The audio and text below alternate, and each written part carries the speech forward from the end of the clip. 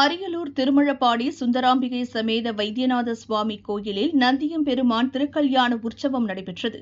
வசிஷ்ட முனிவரின் மகளான சுயசாம்பிகை தேவியார் திருவையாறு ஐயாரப்பர் கோயிலிலிருந்து பெண் அழைத்து வரப்பட்டார். 16 வகை வாசனை திரவியங்களால் சிறப்பு அபிஷேகம் நடைபெற்றது. வேத மந்திரம் முழங்க சுயசாம்பிகை சமேத நந்தியம்பெருமான் திருக்கல்யாணம் நடைபெற்றது. அதனைத் தொடர்ந்து ஊஞ்சல் உற்சவத்தில் மகா தீபாராதனை காண்பிக்கப்பட்டது. நந்தி பகவான் திருமண கோல கண்ணாடி பல்லக்கு வீதி உலா நடைபெற்றது.